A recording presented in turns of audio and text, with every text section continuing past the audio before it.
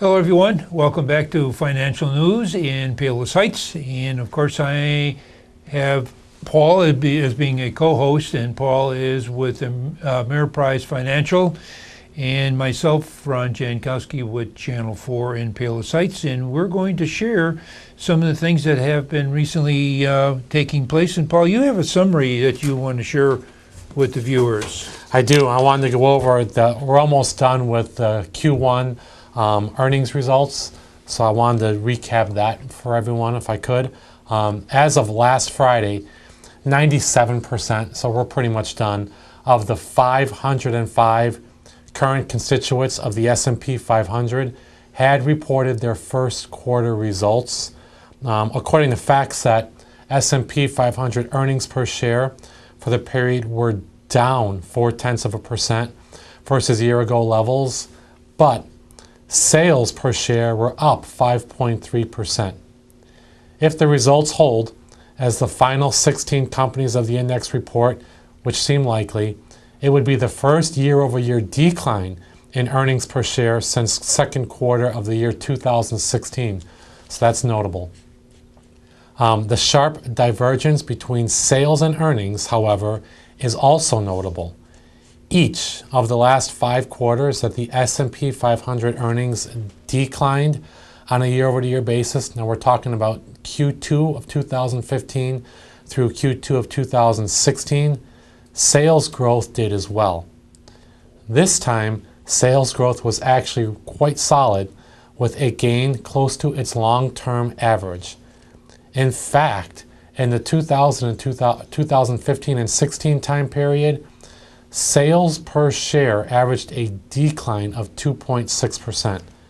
So in our view, it is this perspective that has allowed investors to genuinely support stock prices over the last few months, despite a decline in earnings.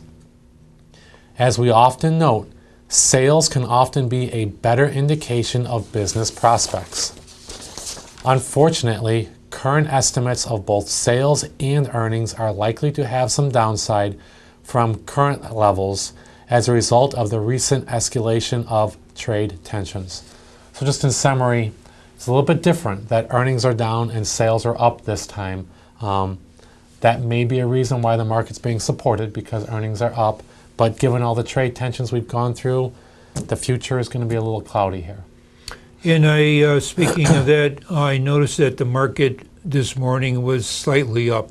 Slightly up early trading, nothing dramatic. I know you're going to report some pretty sizable earnings or returns year to date, but the whole reason for this report is we're not sure if those are going to remain intact as we go on throughout the year.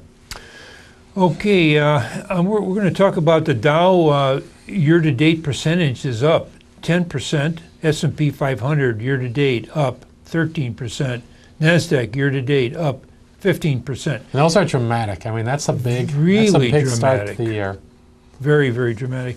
And here are 3 others that Paul had mentioned to me earlier that are worthy of bringing out. The real estate is up 19% year-to-date. Barclays high yield bond up 8%. Unbelievable. And of course, WTI crude is up 30%. And again, these are all year-to-date percentages. Paul, I guess that there is nothing as far as meetings are going on this week. It's a short holiday week. Nothing. Things seem to be a little bit slower coming back from a holiday in the marketplace. Summer months too. Yeah. Usually we slow down a bit. Okay. And then we covered all that you wanted to cover for the summary. And so then we are going to ask you to stay with us, because we're going to be back with a show called Your Money. Paul usually has a topic that's worthy of listening to. Stay with us. We'll be right back.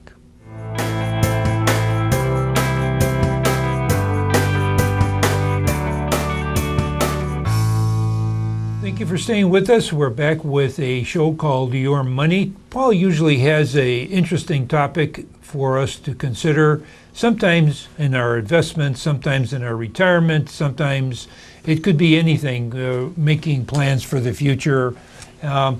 Today, we're going to be talking about financial do's and don'ts if you plan to have kids later in life. We're going to let Paul take it from there, and let's see where you're going to take us, Paul. Great. Thanks, Ron. You know, nowadays, many couples are choosing to start families later in life. That's compared to their parents and grandparents. Now, according to the National Center for Health Statistics, the mean age of first-time mothers is rising from 25 years old back in 2009 to 26.3 years old just 5 years later. And increasingly, mothers are waiting to have their first child at age 35 or even older. Now, this trend has financial implications. On one hand, parents may be more financially secure and have clear priorities for the future. But on the other hand, these parents are closer to retirement, so balancing kids' expenses with savings, it can be a juggle. If you choose to have your first child later in life, here today we're going to go over 4 key do's and don'ts to help you manage your finances with confidence. So number 1, do establish a solid financial foundation. Your household expenses will likely increase once you're paying for childcare, additional checkups at the doctor or dentist, and other items for your child. So with this in mind, consider using the discretionary income you have today to shore up your financial position. Prioritize paying off student loans.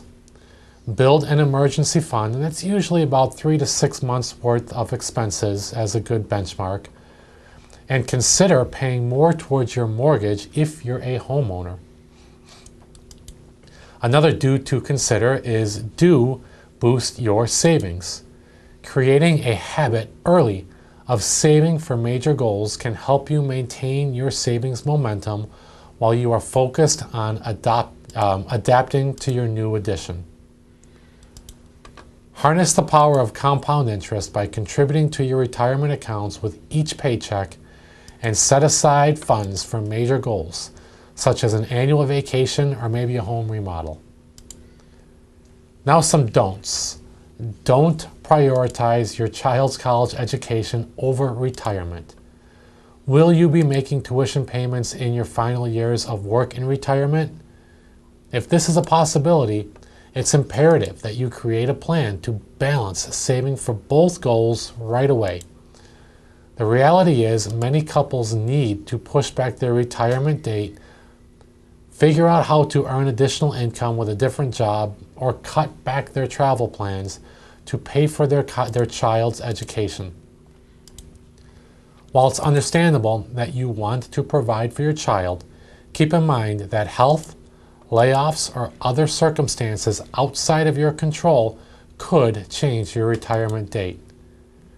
Your child has other options to pay for college, including scholarships, loans, and work-study programs that are not available to you in your retirement if your retirement savings should come up short. And another don't to consider is don't forget to update your estate plan. Ensuring you have adequate insurance coverage becomes a bigger priority when you have a child in the picture. If you or your partner were to sustain an injury or pass away prematurely, you want to have confidence that your disability and life insurance coverage will cover the financial commitments and goals you have for your family. Reassess your policies and meet with a financial advisor if you want a second opinion on what the right amount of coverage is for you. And additionally, consider purchasing long-term care insurance to cover potential health care expenses in retirement. Policies are typically more affordable when you opt at a younger age, so it's worth taking the time to see if securing coverage for you makes sense. Finally, it's exciting to dream and plan for all the activities you want to do as an expanded family.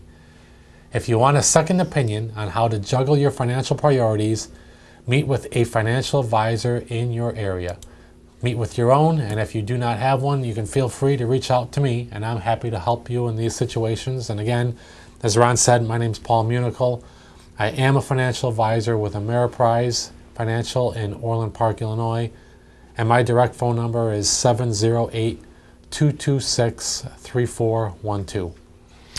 Paul, thanks for mentioning your phone number, because if someone that's viewing would like more answers on specific questions, please give him a call or contact your own financial advisor and see if any of what Paul has been talking about today fits any of your profile. So for Paul Munichel and from Ameriprise Financial, myself, Ron Jankowski with Channel 4 and Palos Heights, we wish you a good investment day.